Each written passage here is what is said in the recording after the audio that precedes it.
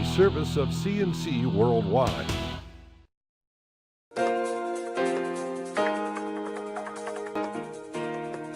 The Daily is a service of CNC and Jib Jab Greetings. I'm Bud Lowell. Your full AccuWeather forecast is always on top of your CNC local page.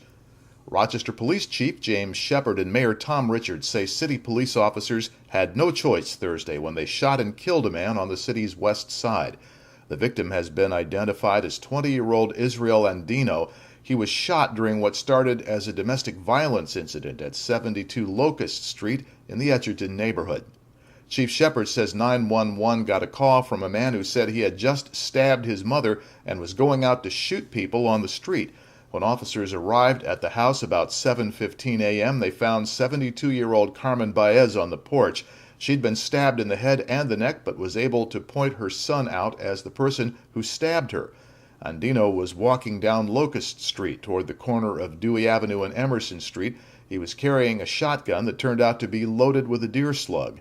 The chief says officers tried to defuse the situation. When Andino refused to drop the gun, they tried to hit him with a taser shot, but missed.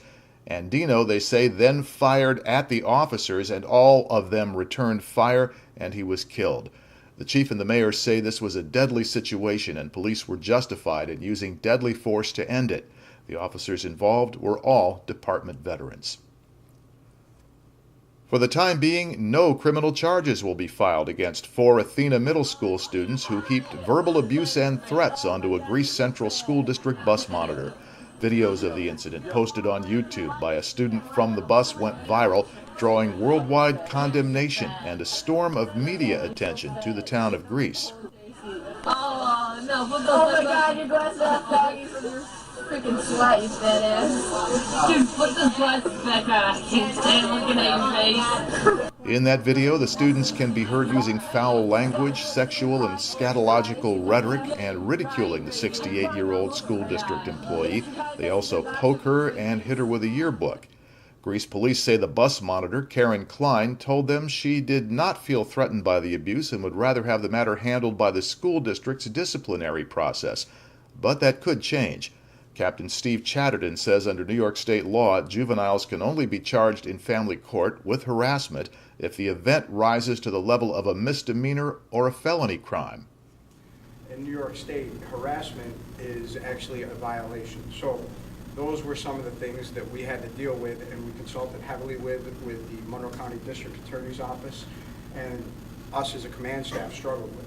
So we're still working on that as to whether this rose to the level of a crime, which would be a misdemeanor, or a felony, which we would need to charge the juveniles in family court. Chatterton also spoke to the storm of reaction to the disturbing video. He said people angered by it have made death threats against the 4 boys. If someone watches the video, there's not going to be a whole lot of remorse for the children, and people aren't going to feel real sorry for them. But they've received death threats. We've received 911 calls to their home saying that somebody was holding them hostage. That's not funny. That's a crime. That's a form of bullying, and that makes everyone doing it no better than the 4 kids who did this.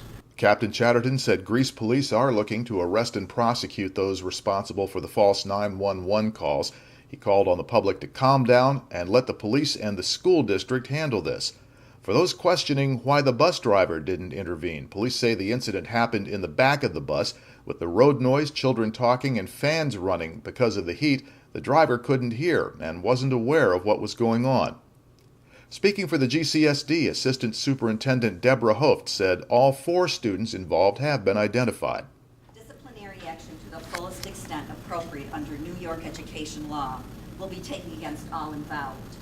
However, as we have stated yesterday, it is not appropriate for the district to discuss the specific disciplinary consequences that will result for any individual student. Hoft says the district had just started staff training on coping with bullying when this incident happened. She said the behaviors displayed in the video are not representative of all Greece Central students. Worldwide interest in Karen Klein's story remains high in Rochester and on the internet. A page set up by a Canadian anti-bullying activist on the online fundraising site Indiegogo had raised nearly $400,000 from more than 18,000 donors by Thursday night. He says he wants Karen Klein to have it so she can retire and take the vacation of a lifetime. According to the Huffington Post, Southwest Airlines contacted CNN and said they want to send Klein and 9 of her family or friends to Disneyland in California. Klein continues to receive cards, emails, and gifts from people she doesn't even know. Video posts continue to come in all day from as far away as Australia, supporting her and condemning the bullying.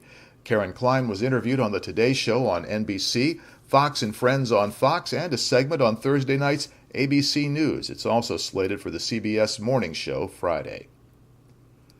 The bullying incident has drawn a lot of publicity to the town of Greece that town officials would rather not have. Supervisor John Auberger says his office has been inundated with calls and emails.